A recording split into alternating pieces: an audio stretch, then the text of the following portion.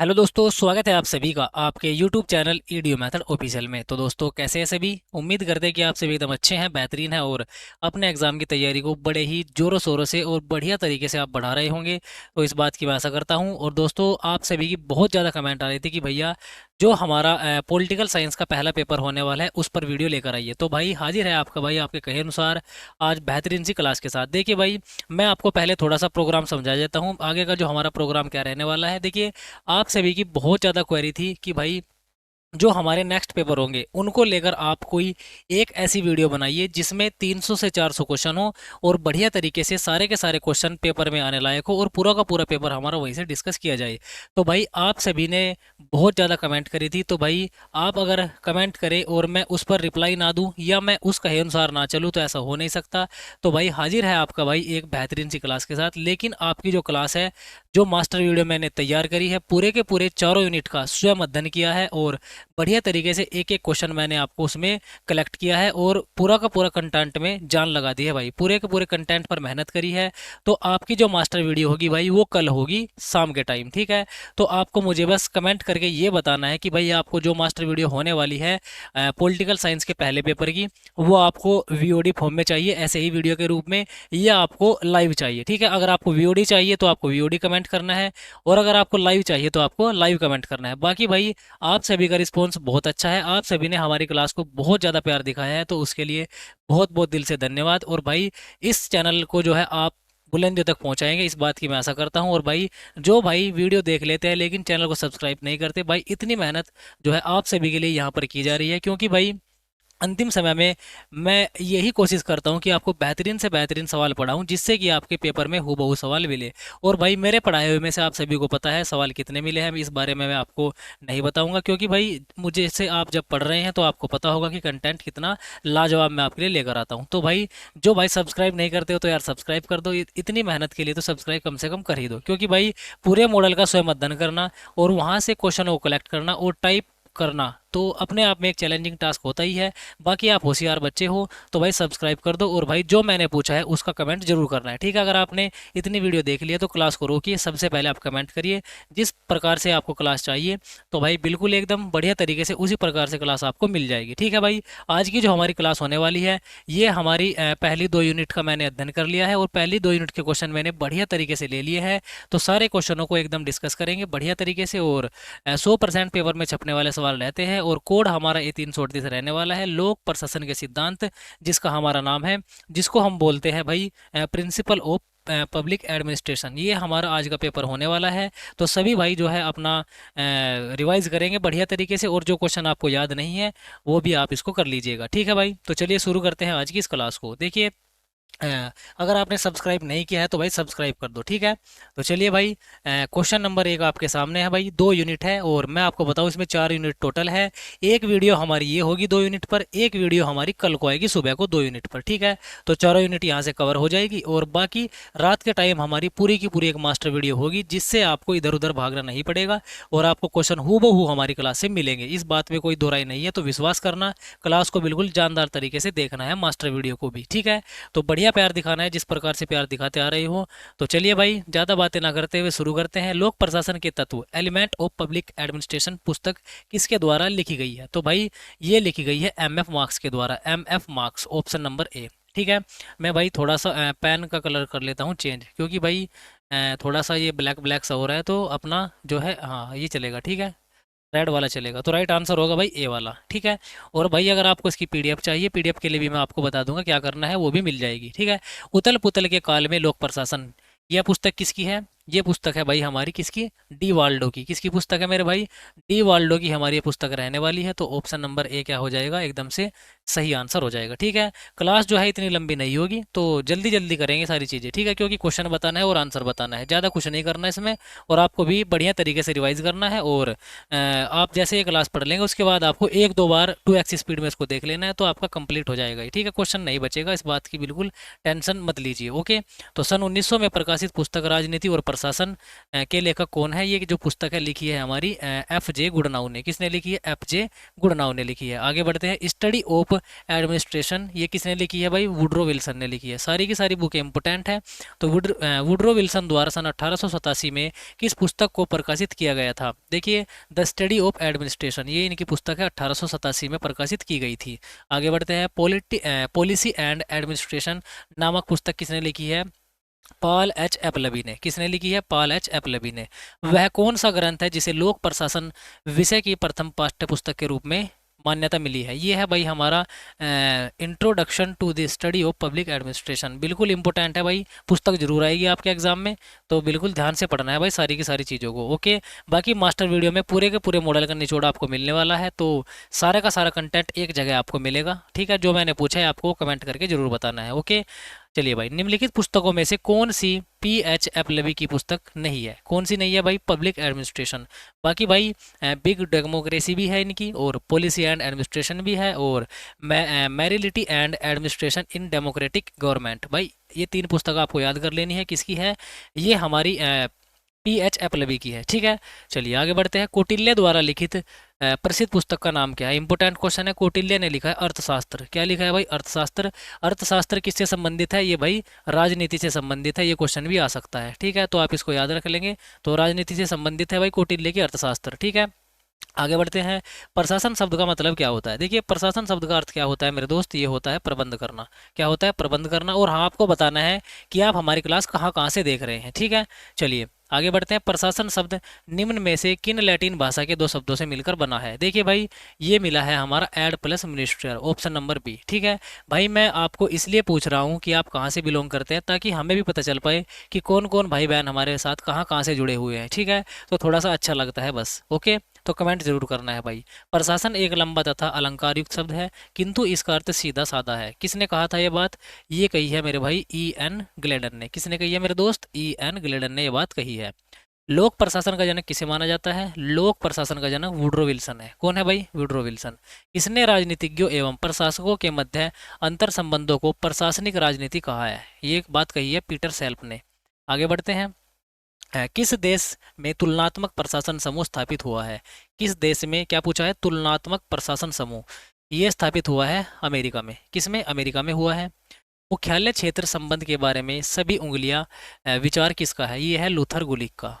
प्रशासन शब्दकोश के अनुसार प्रशासन का अर्थ क्या होता है? देखिए भाई, ये होता है कार्यों का प्रबंध करना। क्या होता है? कार्यों का प्रबंध करना।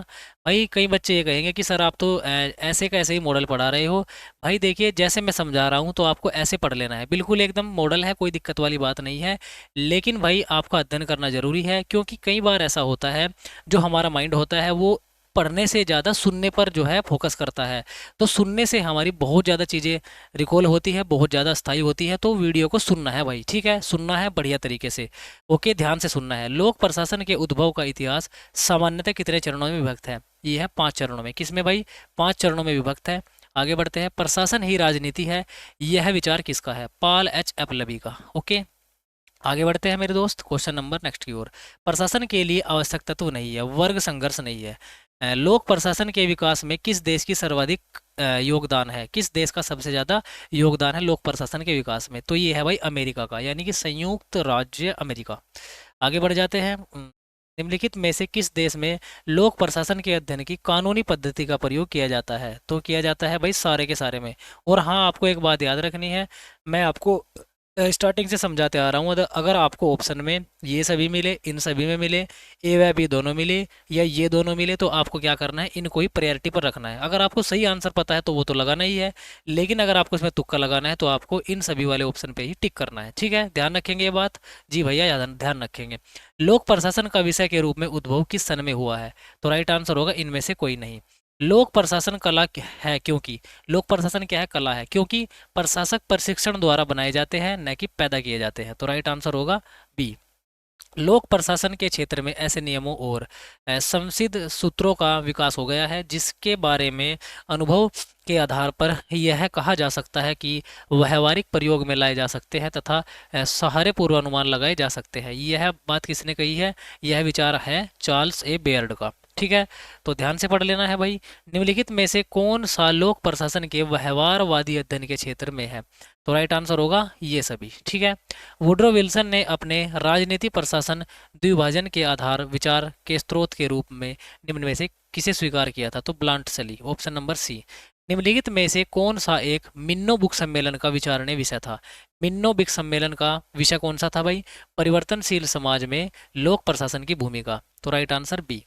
वह कौन सा विद्वान लेखक है जो लोक प्रशासन के कार्यकलापों के क्षेत्र को विधि कार्यान्वयन के समान मानता है? वुड्रो विल्सन मानता है। चलिए आगे बढ़ते हैं भाई। क्वेश्चन नंबर 30, वह कौन सा विद्वान लेखक है जो लोक प्रशासन के कार्यकलापों के क्षेत्र को लोक नीति के कार्यान्वयन तक सीमित मानता है? ये है एल डी वाइट। आगे बढ़ जाते हैं। ई गवर्नेंस महत्व देता है, किसको देता है? कागज रहित प्रशासन को। ठीक है, आगे बढ़ते हैं। संकीर्णतम दृष्टि से लोक प्रशासन संबंधित है, किससे संबंधित है? ये कार्यपालिका के कार्यों से। लोक प्रशासन का लक्षण नहीं है, कौन सा नहीं है आपसे पूछा है? तो उपयुक्त तीनों नहीं है। लोक प्रशासन का लक्षण इनमें कौन सा नहीं है? तो स्वायत्तता। कौन सा भाई? स्वायत्तता। बाकी तीनों है ये। ठीक है, याद रख लेने हैं भाई तीनों, एकाधिकार, जन उत्तरदायित्व और कानून के अनुरूप कार्य करना। ठीक है, चलिए भाई आगे बढ़ते हैं। एक अस्थायी संस्था है, कौन सी है भाई? लोक प्रशासन। लोक प्रशासन एक क्या है? परमानेंट संस्था है। ठीक है, आगे बढ़ते हैं। सामाजिक परिवर्तन को दिशा प्रदान कौन करता है? प्रशासन। निम्नलिखित में से कौन तुलनात्मक लोक प्रशासन का पिता माना जाता है? तुलनात्मक लोक प्रशासन का पिता है फ्रेडरिज्म, ऑप्शन नंबर डी। आगे बढ़ते हैं भाई। निम्नलिखित में से कौन सा वक्तव्य नव लोक प्रशासन के विषय में सही है? तो राइट आंसर क्या होगा? यह लोकतांत्रिक निर्णय पर विश्वास करता है। ये बात एकदम से सत्य है नव लोक प्रशासन के विषय में। ठीक है, चलिए लोक प्रशासन का संबंध सरकार से क्या और कैसे है? कैसे का अर्थ क्या होता है यहाँ पे? कैसे का अर्थ होता है भाई? प्रबंध की तकनीकी। लोक प्रशासन एक विज्ञान है। यह विचार का विरोध किसने किया था? ये किया था फाइनर ने। ओके, प्रशासन का स्वरूप सब स्थानों पर समान होगा, यह व्याख्या कौन करता है? देखिए ये व्याख्या करता है प्रशासन के एकीकृत स्वरूप की। ठीक है, चलिए आगे बढ़ते हैं भाई। गत्यात्मक रूप से लोक प्रशासन को सरकार के बदलते हुए कार्यों के संदर्भ में ही समझा जा सकता है। यह बात किसने कही है? ग्लेडन ने। किसने कही है? ग्लेडन ने। किसने कहा है इससे पहले कि विज्ञान सिद्धांत का विकास करे, इसकी अवधारणा अवश्य होनी चाहिए? ये बात कही है हर्बर्ट साइमन ने। किसने कही है? हर्बर्ट साइमन ने ये बात कही है। ठीक है भाई, एक विषय के रूप में लोक प्रशासन का जन्म हुआ है कहाँ पर? अमेरिका में। तो भाई मैं आपको बताऊं थोड़ा सा पीडीएफ के बारे में। देखिए पीडीएफ अगर आपको चाहिए, आपको टेलीग्राम चैनल को ज्वाइन करना है, लिंक आपको इसी वीडियो के डिस्क्रिप्शन में मिल जाएगी। ओके, और भाई अगर मुझसे कुछ सवाल पूछना है, मुझसे कुछ बात करनी है, तो इंस्टाग्राम पर मुझे मैसेज करना है। मेरी इंस्टाग्राम आईडी मैं आपको बताता हूँ, ये है जीनियस, ध्यान से देखेंगे, जीनियस अंडरस्कोर विकास अंडरस्कोर 197। ठीक है, ये मेरी इंस्टाग्राम आईडी है। इंस्टाग्राम पर जाके फॉलो करिए और जो भी क्वेरी हो किसी भी चीज़ से रिलेटेड आप मुझे बता सकते हैं, आपका रिप्लाई 100% मिलेगा भाई। ओके, चलिए भाई आगे बढ़ते हैं। क्वेश्चन नंबर 45, प्रशासन शब्द निम्न में से किस भाषा से लिया गया है? प्रशासन ये भाई लैटिन भाषा का शब्द है। राजनीति प्रशासन द्वैतवाद का समर्थक करने वाला कौन है? वुड्रो विल्सन है। कौन है? Woodrow Wilson. लोक प्रशासन का पाठ्यक्रम एक स्वतंत्र विभाग के रूप में सबसे पहले 1949 में किस विश्वविद्यालय में प्रारंभ हुआ था? ये हुआ था इलाहाबाद विश्वविद्यालय में।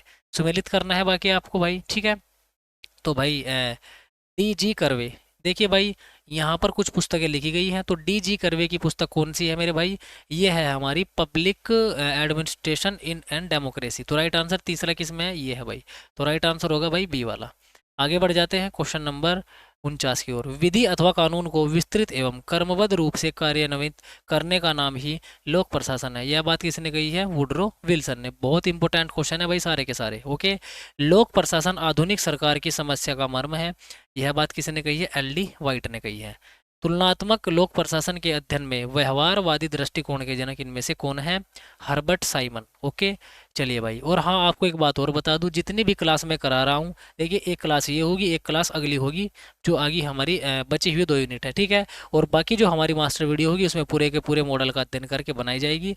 और मैं आपको एक श्योरिटी देता हूँ, अगर आपने ये क्लासेज अच्छे से कर ली तो इससे बाहर आपको शायद ही क्वेश्चन देखने को मिले। ठीक है, तो अच्छे से सारी की सारी क्लासेज को करना है। और भाई जो भाई चैनल पर पहली बार आए हैं और सब्सक्राइब अभी तक नहीं किया तो भाई सब्सक्राइब कर लो। ठीक है, चलिए यह कथन किसका है?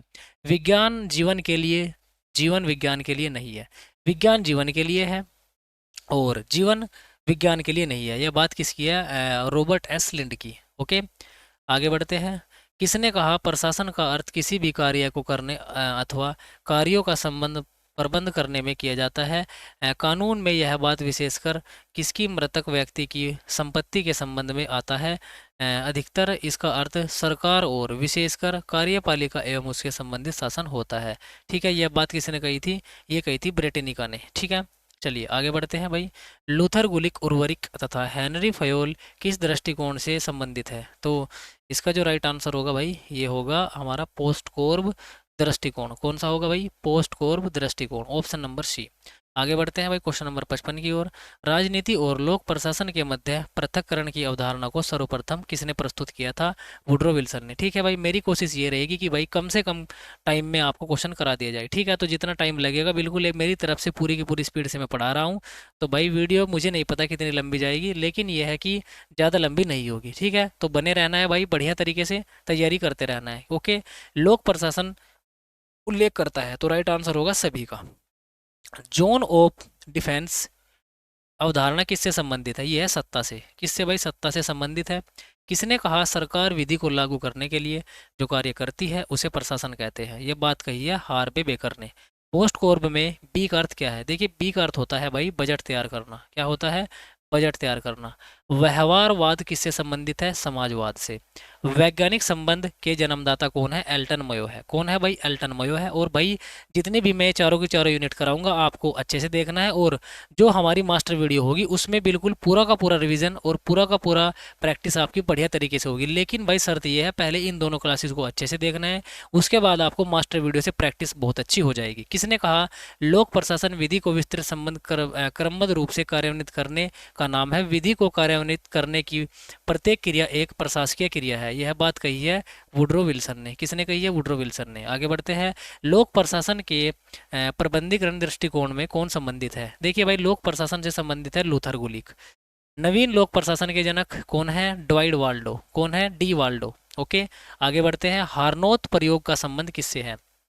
ये है वैज्ञानिक प्रबंध से। इनमें से कौन सा नवीन लोक प्रशासन का मुख्य लक्षण है? नवीन लोक प्रशासन का मुख्य लक्षण सामाजिकता, समता। आगे बढ़ते हैं भाई। इनमें से कौन पोस्ट कोर्ब का हिस्सा नहीं है? तो भाई संप्रेषण नहीं है, बाकी बजटन है, निदेशन है और आयोजन भी है। ठीक है, भारतीय लोक प्रशासन संस्थान कहाँ पर है? दिल्ली में। कहाँ पे है मेरे भाई? दिल्ली में है।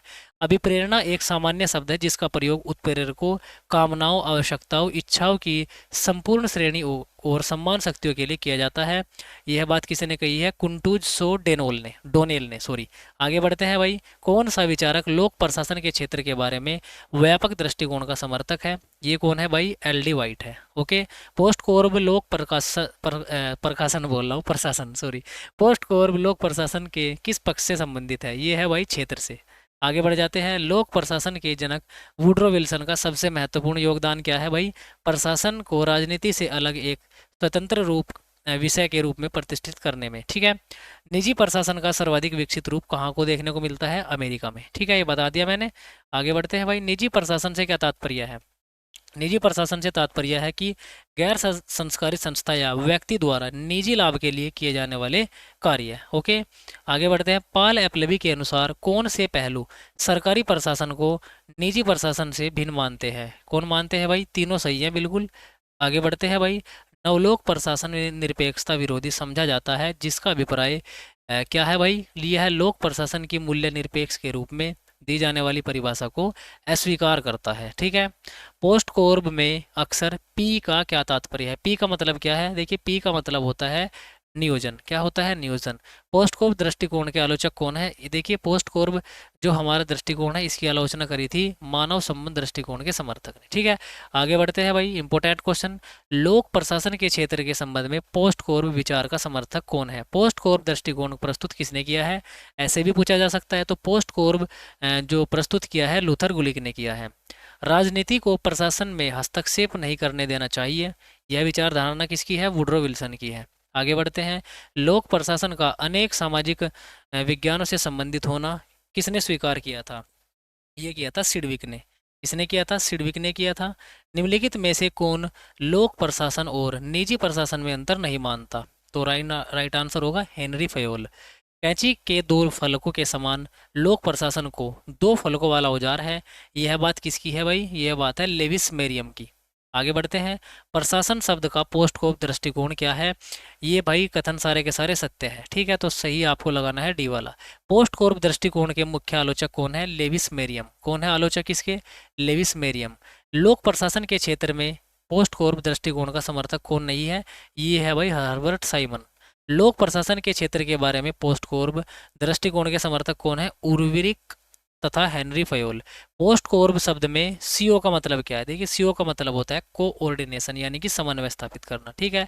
आगे बढ़ते हैं भाई। लोक प्रशासन के क्षेत्र में व्यापक दृष्टिकोण कौन अपनाते हैं? एल डी वाइट एवं मार्क्स, ठीक है। आगे बढ़ते हैं।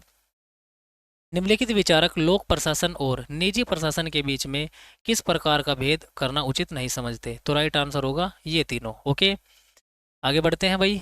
लोक प्रशासन की निजी प्रशासन में निम्नलिखित क्या समानता है? तो पद्धतियां और कार्य प्रक्रिया की समानता है, सी वाला सही उत्तर। आगे बढ़ते हैं भाई। निजी प्रशासन का लक्षण नहीं है, तो भाई राइट आंसर होगा वित्तीय क्षेत्र के बाह्य नियंत्रण। आगे बढ़ते हैं। निजी उद्योगों में आजकल निम्नलिखित तत्वों का बोलबाला बढ़ा है, सभी का, ये तीनों का। आगे बढ़ते हैं। निजी प्रशासन का प्रमुख गुण क्या है भाई? लचीलापन। क्या है? लचीलापन, ठीक है। आगे बढ़ते हैं। लोक प्रशासन निजी प्रशासन से भिन्न है आर्थिक लाभ में। किसमें भाई? आर्थिक लाभ में।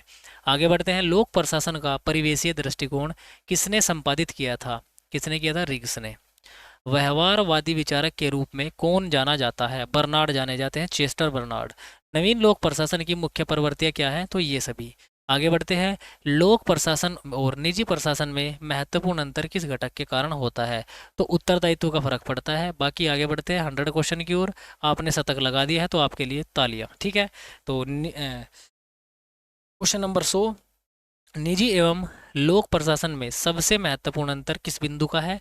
उत्तरदायित्व का है, जैसा कि आपको ऊपर बताया गया है। निम्नलिखित में से कौन नवीन लोक प्रशासन का लक्षण नहीं है? तो नौकरशाहीकरण। आगे बढ़ते हैं भाई। यहाँ पर 102 क्वेश्चन में आपको सूची दी गई है, आपको मिलान कर लेना है। ओके भाई, तो हर्बर्ट साइमन यहाँ पे वैसे लिखा हुआ है, तो राइट आंसर होगा 3 1 2 4, यानी कि सी वाला, ठीक है, देख लेंगे अपने आप से। ओके, आगे बढ़ते हैं भाई। Question number 103। राजनीति अस्थिरता, यहाँ पर आपसे पूछा है क्वेश्चन में सही क्या बात है? तो 1 2 4 सही है, 3 हमारी गलत है, ठीक है। राजनीतिक अस्थिरता, संसाधनों का अभाव और सांस्कृतिक अवरोध सही उत्तर है। आगे बढ़ते हैं भाई। निम्नलिखित में से कौन सी विकास प्रशासन की प्रमुख विशेषता नहीं है? तो भाई कौन कौन सी नहीं है? 3 और 4 नहीं है, बाकी भाई ये हमारी हैं, ठीक है। तो राइट आंसर होगा 3 और 4। सार्वजनिक उत्तरदायित्व प्रमुख विशेषता क्या है? लोक प्रशासन की है। लोक प्रशासन की व्यवहारवादी विचारधारा, जिसको हम दृष्टिकोण, निम्नलिखित में से कौन सा संबंधित नहीं है? कौन नहीं है? वुड्रो विल्सन नहीं है। मिन्नो बुक सम्मेलन किस वर्ष में हुआ था? मिन्नो बुक सम्मेलन 1968 में। Important question. पोस्ट कोर्ब शब्द अंग्रेजी में कितने शब्द प्रथम अक्षरों को मिलाकर बनाते हैं? तो 7 अक्षर होते हैं भाई पोस्ट कोर्ब में, ठीक है।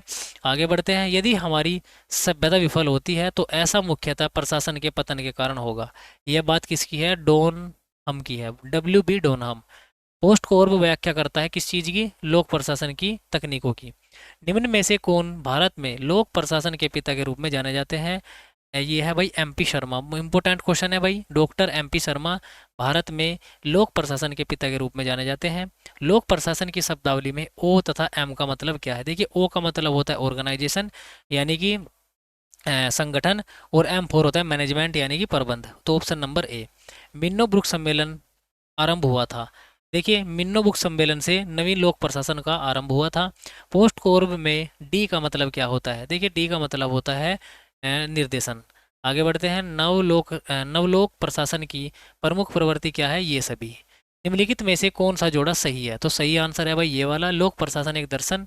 ये बात किसकी है? दिमाग की है। मूने एवं रेले ने पद सोपान के सिद्धांत को क्या बनाया था? सीढ़ी प्रक्रिया बनाया था। लोक प्रशासन पाठ्यक्रम स्वतंत्र विभाग के रूप में सबसे पहले 1949 में किस विश्वविद्यालय में प्रारंभ हुआ? इलाहाबाद विश्वविद्यालय में। नवीन सार्वजनिक प्रबंध शब्द किस वर्ष अस्तित्व में आया? 1991 में। नेक्स्ट क्वेश्चन की ओर बढ़ जाते हैं। संगठन के आधार संबंध में पहली बार P बताने वाले यानी कि 4P बताने वाले विद्वान कौन थे? लूथर गुलिक। 4P का संबंध किससे है भाई? लूथर गुलिक से है। मोस्ट इंपोर्टेंट क्वेश्चन है 4P से, ठीक है। लोक प्रशासन का परिवेशीय दृष्टिकोण किसने किया है? जॉन घोष ने। आगे बढ़ते हैं। हमारी वर्तमान प्रशासनिक व्यवस्था किन शासकों की प्रशासनिक व्यवस्था के प्रभावित है? ये है भाई किससे? ये है हमारी 1 और 3 यानी कि फ्रेंच और अमेरिकी से। आगे बढ़ते हैं भाई। निम्नलिखित में से किसने कहा था कि लोक प्रशासन में निजी प्रशासन की अपेक्षा सार्वजनिक आलोचना की जांच पाई जाती है? ये है एपलबी का कथन। आगे बढ़ते हैं भाई क्वेश्चन नंबर नेक्स्ट की ओर 124, जो कि हमारी पहली यूनिट का अंतिम क्वेश्चन। तो सर्वप्रथम प्रशासकीय इतिहास लिखने का वैधानिक कार्य किसने किया है? ये किया है डॉक्टर LD वाइट ने। तो भाई आपने एक यूनिट के क्वेश्चन बढ़िया तरीके से पढ़ लिए हैं। तो थोड़े से क्वेश्चन और बचे हुए हैं दूसरी यूनिट के, बाकी भाई आपकी क्लास पूरी हो जाएगी। तो जिन भाइयों ने अभी तक चैनल को सब्सक्राइब नहीं किया तो सब्सक्राइब कर दो। और भाई क्लास के बाद में ज़रूर बताना है जो मैंने पूछा है, आपको मास्टर वीडियो VOD चाहिए या आपको मास्टर वीडियो आपको लाइव चाहिए, ठीक है। और कहाँ से आप वीडियो देख रहे हैं साथ में ये भी बता देना है। तो इंतजार करेंगे आपकी कमेंट का भाई। चलिए दूसरी यूनिट की ओर बढ़ जाते हैं। ज़्यादा क्वेश्चन नहीं है दूसरी में, थोड़े से ही हैं। निश्चित व्यक्ति समूह द्वारा निश्चित उद्देश्यों की प्राप्ति हेतु किए जाने वाले कार्यों को क्या संगठन कहते हैं? किसने कही थी यह बात? मैकफार्लैंड ने। किसने कही है? मैकफार्लैंड ने। ऐसे कार्यात्मक संबंध जो लंबे अरसे तक एक साथ काम करने वाले लोगों की पारस्परिक अंतक्रियाओं के फलस्वरूप विकसित होते हैं, को LD वाइट ने क्या कहा था? इन्होंने कहा था अनौपचारिक संगठन, ऐसो को। आगे बढ़ते हैं भाई। किसी उद्यम में लगे हुए मनुष्यों के बीच संबंधों का ऐसा स्वरूप है जिसमें उद्यम के कार्यों की पूर्ति हो सके। EN ग्लेडन ने किसे कहा था? ये बात संगठन के बारे में कही थी। आगे बढ़ते हैं। निम्नलिखित में से क्वेश्चन नंबर 5, निम्नलिखित में से कौन सा संगठन आधारभूत तत्व नहीं है? तो कौन सा नहीं है भाई? व्यक्ति नहीं है। तो राइट आंसर D। आगे बढ़ते हैं। निम्नलिखित में किसने कहा कि संगठन प्रणाली के कार्य की परिभाषा मोटे आमतौर पर की जाती है? कार्य संचालन के सभी पहलुओं में सुधार, विशेषकर प्रक्रियाओं के संबंधों में। ये बात जो कही है, ये बात कही है LD वाइट ने। तो राइट आंसर होगा B वाला। आगे बढ़ते हैं क्वेश्चन नंबर नेक्स्ट की ओर। संगठन कितने प्रकार का होता है? संगठन होता है मेरे दोस्त 2 प्रकार का। कितने प्रकार का? 2 प्रकार का। हेनरी फयोल ने संगठन कितने प्रकार के बताए हैं? ये बताए हैं भाई 14। ओके, याद रखेंगे। लूथर गुलिक के अनुसार संगठन में कार्य विभाजन में निम्नलिखित में से कौन सा आधार होता है? तो उद्देश्य होता है, प्रक्रिया होता है, व्यक्ति और स्थान होता है। किसके अनुसार? लूथर गुलिक के अनुसार। ओके, आगे बढ़ते हैं क्वेश्चन नंबर नेक्स्ट की ओर। कोई भी परिवर्तन विहीन संगठन मरणासन है। किसने ये बात कही थी? ये बात कही है ग्लेडन ने। किसी भी संगठन के आधार होते हैं तो भाई कौन कौन से? व्यक्ति, उद्देश्य और भाई स्थान। तो तीनों होते हैं, राइट आंसर होगा ये सभी। आगे बढ़ जाते हैं भाई क्वेश्चन नंबर नेक्स्ट की ओर। 2 या अधिक संभावित विकल्पों में से व्यवहार विकल्पों को चुन लेना ही निर्णय लेना। यह बात किसकी है भाई? यह है GR टेरी की। आगे बढ़ जाते हैं भाई। अनौपचारिक संगठन के बारे में कौन सा कथन सही नहीं है? नहीं है आपसे पूछा है, तो भाई ये वाला राइट आंसर होगा। यह है वह संगठन है जिसका विवरण चार्ट और नियमावली में दिया रहता है, जबकि दिया नहीं रहता। तो राइट आंसर होगा C। संगठन के विभिन्न सिद्धांत विचारधारा कौन सा विचारक सही सुमेलित है? तो सही सुमेलित है भाई ये A वाला। ये है जॉर्ज एल्डन मयो का मानव संबंध सिद्धांत, ठीक है। आगे बढ़ते हैं। उद्देश्य, प्रक्रिया, व्यक्ति और क्षेत्र, संगठन, ये 4 आधार बताए हैं किसने? लूथर गुलिक ने। अभी पीछे पढ़ के आए हैं तो याद होगा। निम्नलिखित में से कौन सा औपचारिक संगठन का गुण नहीं है? तो गुण कौन सा नहीं है भाई? अनौपचारिक संप्रेषण में बाधा। और भाई मैं आपको बताऊं, जो हमारी मास्टर वीडियो होगी, पहले आपको ये दोनों वीडियो अच्छे से देखनी है और मास्टर वीडियो से बिल्कुल आपका संपूर्ण रिवीजन हो जाएगा। तो बिल्कुल इधर उधर भटकने की ज़रूरत नहीं है। तो भाई बाकी आप भाई मैच्योर बच्चे हो तो आपको ज़्यादा समझाया नहीं जा सकता। तो बाकी जैसा आपको सही लगे आप ऐसा कर सकते हैं। बाकी भाई मेरा काम है मेहनत करना और मैं वो करूँगा। बाकी भाई आपकी मर्जी है। संगठन के सिद्धांतों के संबंध में निम्नलिखित में से कौन सा कथन सत्य है? तो राइट आंसर है C। ऐसे सत्य है जो सिद्ध मान लिए गए हैं और जिनका विश्वास किया जा सकता है। तो राइट आंसर C होगा। आगे बढ़ते हैं भाई। लूथर गुलिक ने संगठन कितने सिद्धांत प्रतिपादित किए हैं? 7 किए हैं। किसने? लूथर गुलिक ने। संगठन का प्रथम सिद्धांत समन्वय है। किसका है ये भाई? फयोल का। आगे बढ़ते हैं क्वेश्चन नंबर नेक्स्ट की ओर। 20वां क्वेश्चन। निम्नलिखित में से कौन सी अनौपचारिक संगठन की विशेषताएं हैं? तो ये सभी राइट आंसर हो जाएगा। लूथर गुलिक के अनुसार निम्नलिखित में से कौन संगठन का आधार नहीं है? तो अनौपचारिक संगठन नहीं है। चलिए आगे बढ़ते हैं भाई। औपचारिक संगठन की विशेषताएं कौन सी है? तो ये सभी राइट आंसर होगा। संगठन और प्रणाली के कार्य ये सभी हैं, पढ़ लेना इनको भाई। संगठन के सोपानों की संख्या निम्नलिखित सिद्धांत से निर्धारित होती है। किस सिद्धांत से होती है? नियंत्रण का विस्तार क्षेत्र से। ठीक है, बाकी भाई पीडीएफ के लिए मैंने आपको बता दिया है, टेलीग्राम को ज्वाइन करना है, लिंक आपको इसी वीडियो के डिस्क्रिप्शन में मिल जाएगी। और इंस्टाग्राम पर फॉलो नहीं किया है तो इंस्टाग्राम पर भी फॉलो कर लीजिए, मैं लिंक इसकी भी डिस्क्रिप्शन में दे दूंगा। ठीक है भाई, और बिल्कुल जितना हेल्प मुझसे होगी मैं आपकी करूंगा, तो टेंशन लेने वाली बात नहीं है, बस आराम से पढ़ना है, क्योंकि भाई पेपर का अंतिम समय है, तो अंतिम समय में आपको सही चीज़ों को पढ़ना है, इधर उधर नहीं भटकना है। ठीक है, पद सोपान का शाब्दिक अर्थ क्या होता है? पद सोपान का होता है श्रेणीबद्ध प्रशासन। आगे बढ़ते हैं भाई।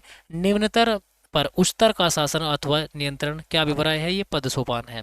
किसने कहा? संप्रेषण का मूल सामान्य विषयों पर मस्तिष्क में मेल स्थापित करना है, ये बात कही है टीड ने। किसने कही है? टीड ने। श्रव्य दृश्य संचारण का उपकरण कौन सा है? टेलीविजन। ठीक है, आगे बढ़ जाते हैं। प्रशासकीय कार्यों पर न्यायिक नियंत्रण के सिद्धांत का प्रतिपादन कौन करता है? कानून का प्रशासन। ठीक है, आगे बढ़ते हैं भाई। निम्नलिखित में से कौन कथन अतारांकित प्रश्नों के बारे में सही नहीं है? तो कौन सा नहीं है भाई? ये वाला भाई, इसकी पहचान ताराचिन्ह द्वारा की जाती है, तो ये बात गलत है। तो राइट आंसर होगा एक और दो। कौन सा हो जाएगा? एक और दो। आगे बढ़ते हैं भाई। निम्नलिखित का उचित मिलान आपको करना है। देखिए भाई, ये हमारे क्या हो जाएंगे, इसमें आपको क्वेश्चन दिए गए हैं तो आप देख लेना, आर्टिकल दिए गए हैं, तो मैं आपको डायरेक्ट आंसर बताता हूँ, तो सी वाला आंसर है। ठीक है, पहले का 4 है, यानी कि आपसे पूछा है कि भाई सर्वोच्च न्यायालय किस में है भाई? ये हमारा आर्टिकल, आर्टिकल किस में है भाई?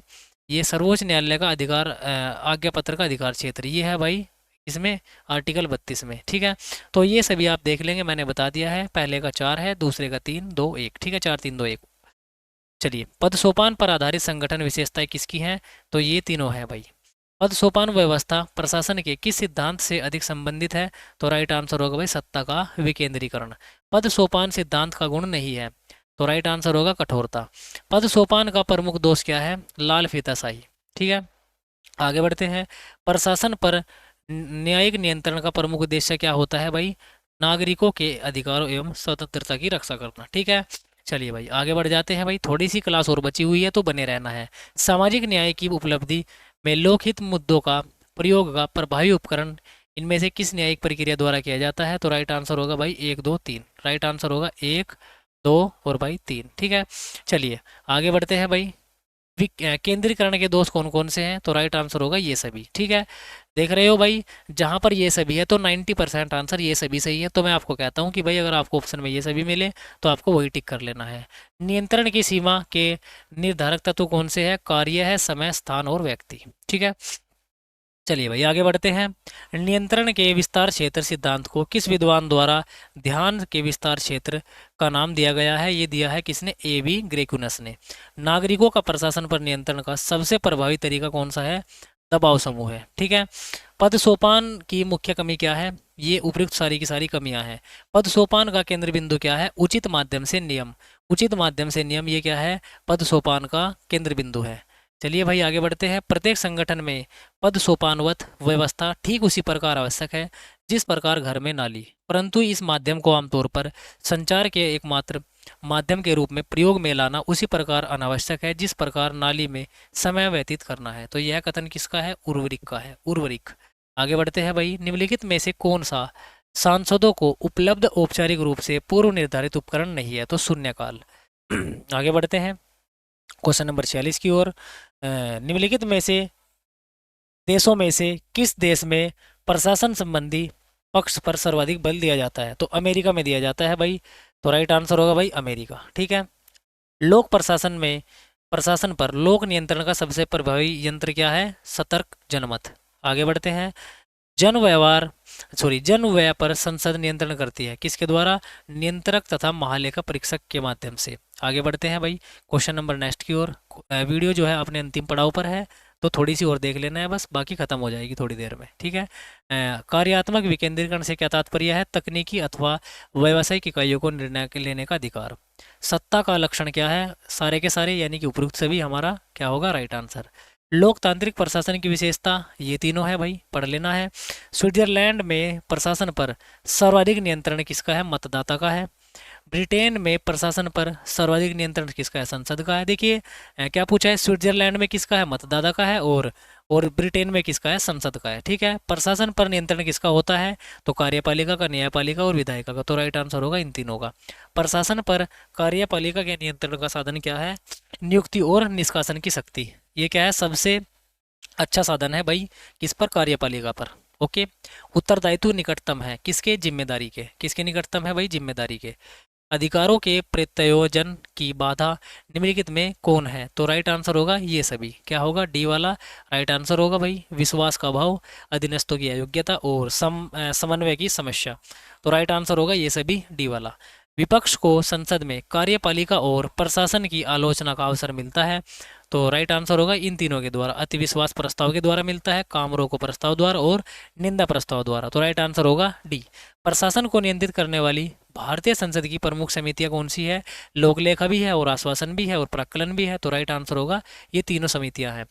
निम्नलिखित में से कौन आदेश की एकता सिद्धांत का समर्थक है? कौन है? Henri Fayol. राइट आंसर सी।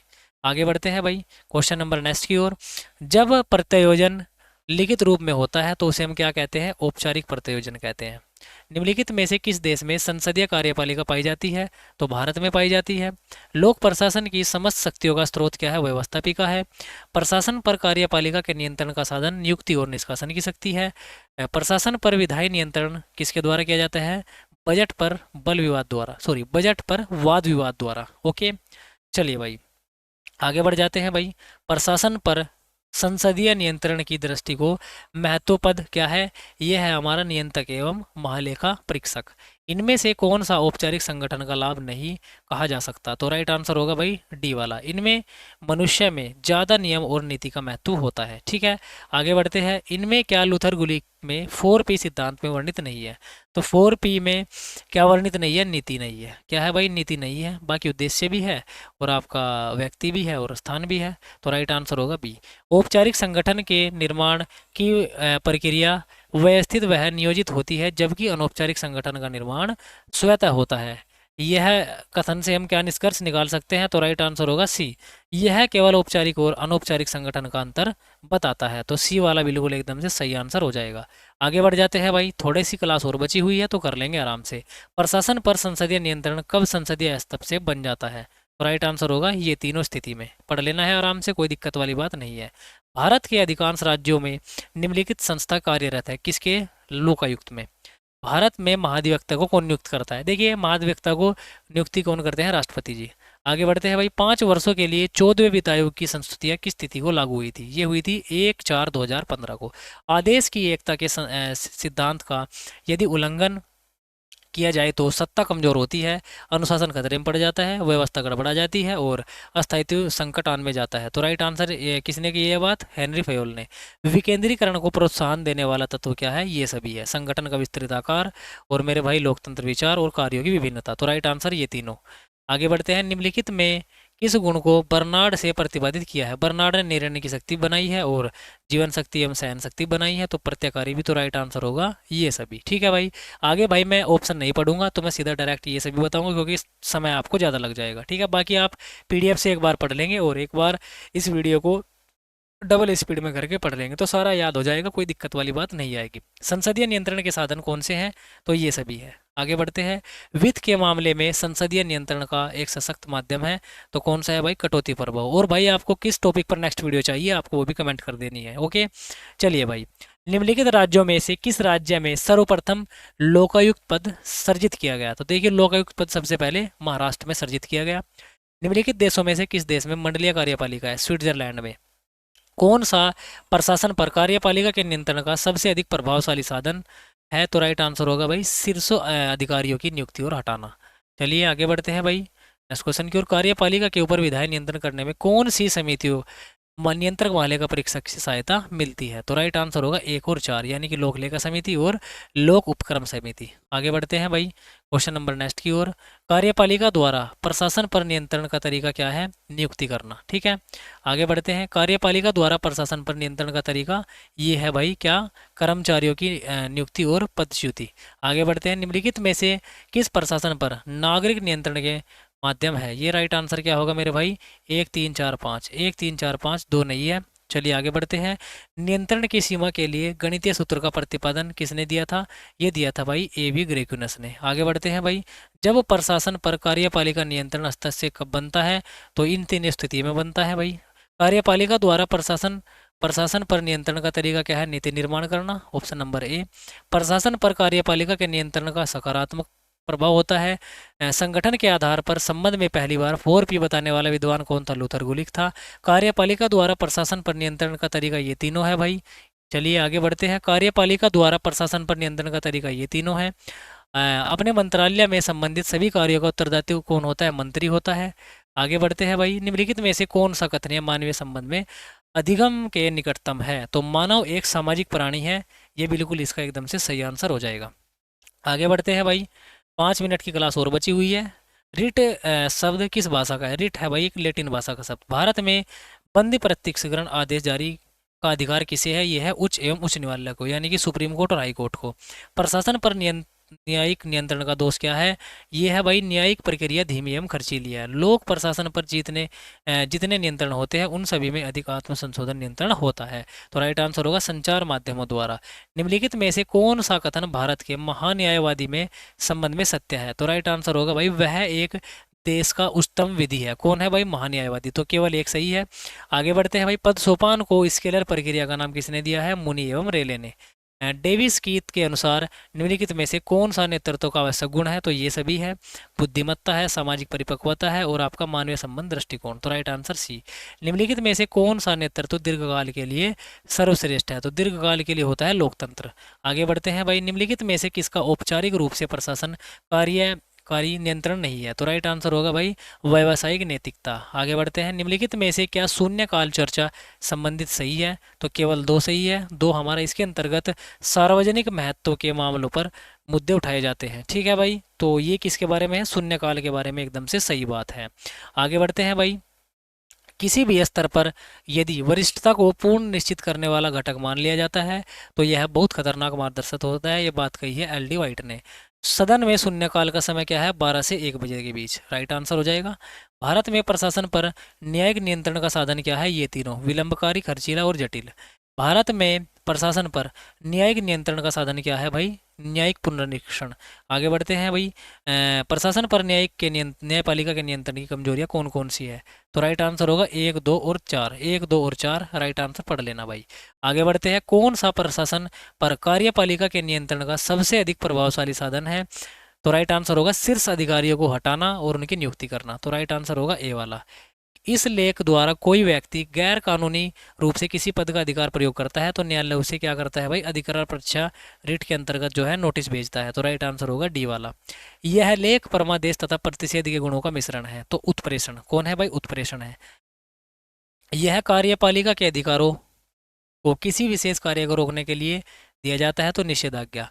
बंदी प्रत्यक्षीकरण से क्या तात्पर्य है? देखिए, बंदे प्रत्यक्षीकरण का मतलब होता है कैदी को कानून के विरुद्ध जेल में न रखा जाए और उसको समीपस्थ न्यायाधीश के सामने पेश किया जाए। राइट आंसर होगा ए वाला। प्रशासन पर न्यायिक नियंत्रण का मुख्य उद्देश्य क्या होता है? तो ये होता है नागरिक अधिकार को स्वतंत्रताओं की रक्षा करना। ठीक है भाई। चलिए आगे बढ़ते हैं भाई। चलिए मात्र 2 मिनट की क्लास हो रहा है तो बने रहेंगे। अनुमान समिति के संसद में किस सदन में होते हैं? ये होते हैं लोकसभा में। निम्नलिखित में से कौन सा देश प्रमुखतः प्रशासकीय या कानून प्रयुक्त करता है? तो फ्रांस करता है। बहुल कार्यपालिका विशेषता किसकी है? स्विट्जरलैंड की है। निम्नलिखित में से कौन सा राजनीतिक कार्यपालिका द्वारा संपादित नहीं किया जाता? तो राइट आंसर होगा नीति क्रियान्वयन। आगे बढ़ते हैं भाई नेक्स्ट क्वेश्चन की ओर। निम्नलिखित में से कौन सा प्रशासन विधायी नियंत्रण का साधन नहीं है?